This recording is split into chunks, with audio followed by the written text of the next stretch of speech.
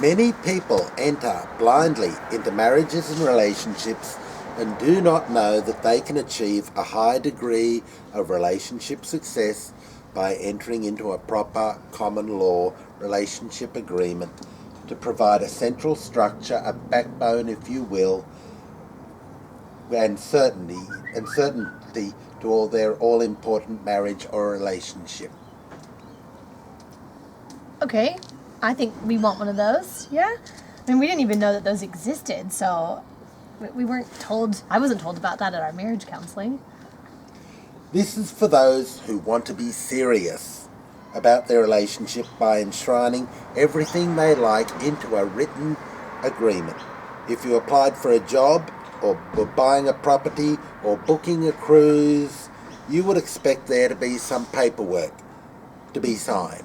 Yeah, that makes sense. Strangely enough, most people do not do this with their relationship or marriage.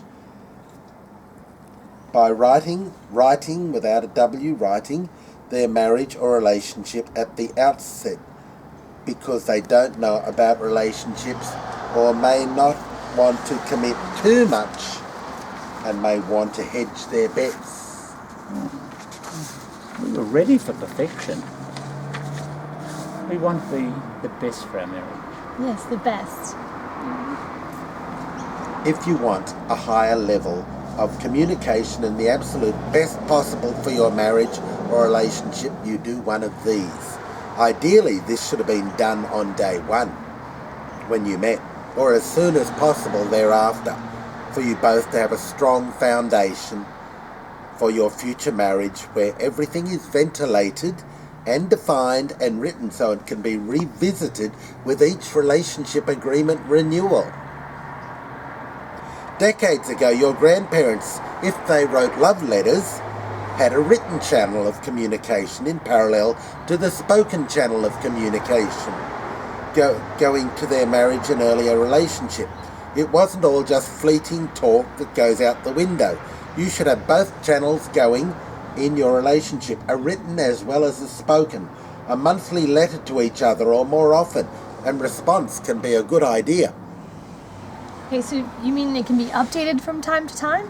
Yes, you revisit it every so often at predetermined intervals and refine and perfect it so everything is always running smoothly.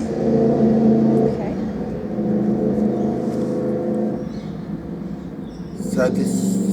So this is something you would both like to do to optimize your marriage? Yes. I think so. That Sounds like fun. Yeah. Yes, it's more than fun. It's designed to help you achieve the perfect marriage or relationship as possible and take out all the bumps and discover any unspoken problems. Cost will be only a recoverable $500. That's only $250 each. It will be well worth it.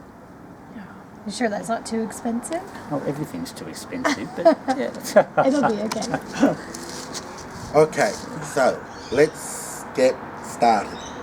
Please fill in your names and write down your terms on the form where the first heart is, and let's fill that out. Please put in today's date and the number 1, because this is our first relationship agreement that you are doing. And write down the length of time in months for this agreement, this first one, until you renew and do the next one, and put down the future renewal date so you know the date that is coming up. Don't make it too long, because after a month or two you may be wanting to revisit the terms and refine them, and as we say, dovetail them even more.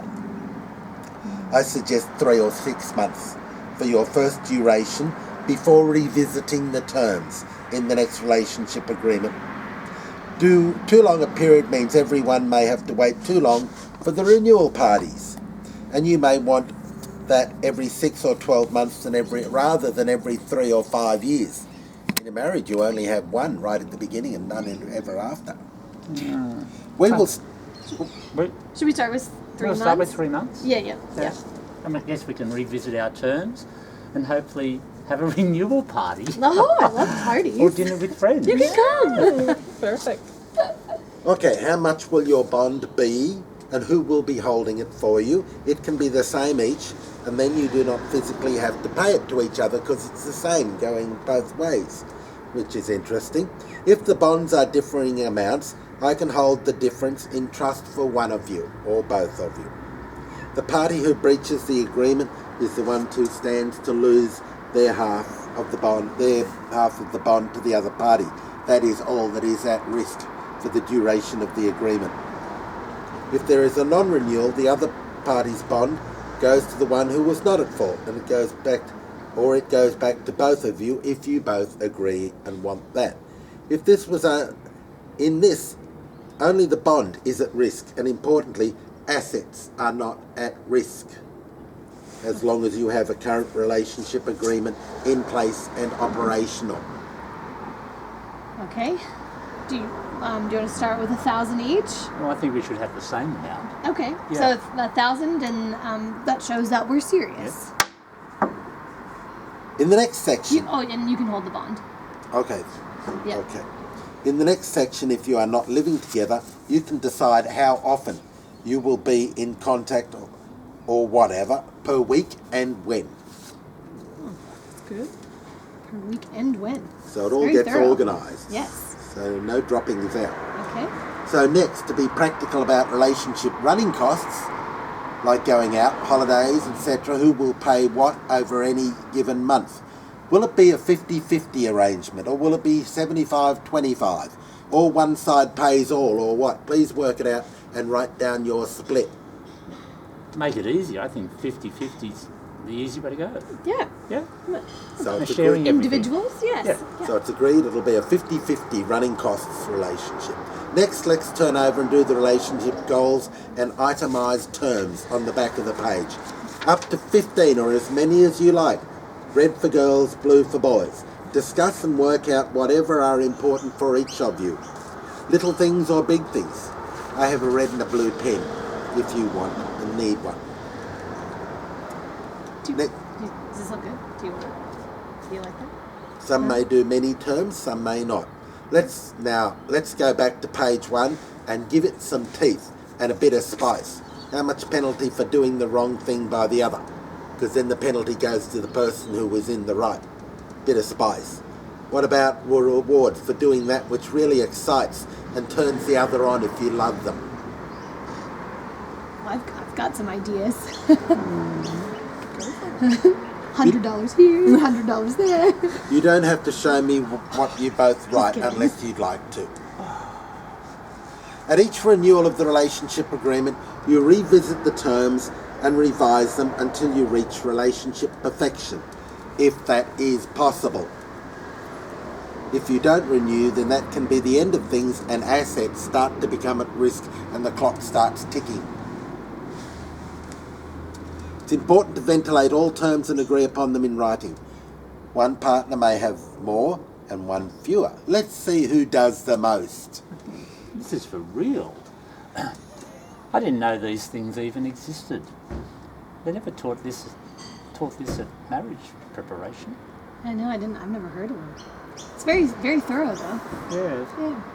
If you like, show this agreement to your friends so you may have a witness or two who may support you.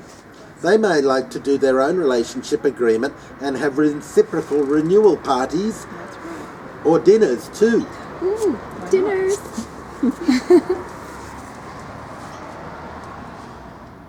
Someone's got to say that line.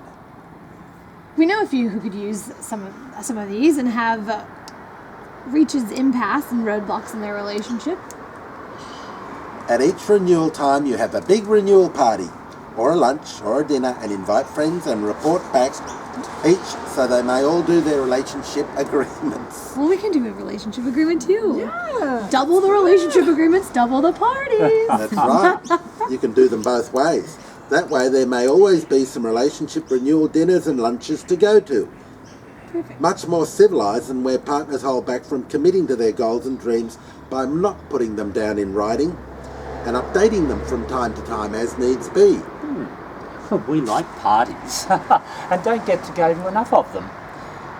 We can all be having relationship renewal parties. Sounds like lots of fun. parties every Saturday night. And maybe some check-up lunches too. Oh, that'd be nice.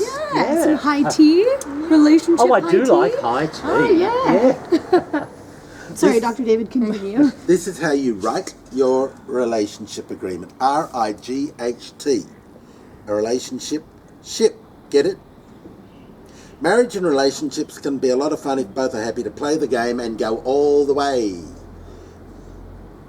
Those who won't commit for doing one of these are signalling that they may be having second thoughts and are not ready for anything or too much. If they really like and want to be with you and want to reach marriage or relationship bliss and be happy to do one and dovetail it to make it all perfect. A marriage without a relationship is not as committed as it could be. It means there are things they don't want to commit to or touch on. A relationship agreement is like a backbone to a relationship or marriage. It's like a spine. Without it, the marriage has little structure. Talk is not always enough. One side refuses to do an RA and the other wants it is a clue that the relationship may have an uncertain future. Maybe you're better off to find someone who will do one with you so you can really go all the way and have fun. Thanks, Dr. David. I mean, I feel like we're feeling better already. Yeah, George? Yeah. This has really helped us clear the air, and you've taken away our stress, and I think we feel free, and we know how to work together. We're just going to work on our marriage by dovetailing our terms until we reach marriage heaven, hopefully, in a house. This is what we call law therapy. Law as therapy. Healing and relaxation therapy. You are feeling it now, aren't you? Yes. Yeah. Yes. We couldn't have done this with medication or counselling without RA. That was the best $250 each that we've ever spent so far on our marriage, and no further cost, although I'd be happy to pay him at renewal time. All he otherwise wanted was a cup of coffee on top. Now, how should we celebrate tonight? I feel more relaxed than I have been for a long time, and I'm ready to party. So are we. Yeah. Thanks, Dr. David. Thank you. This relationship's a bit strange. I know, is it? I'm like, bring my best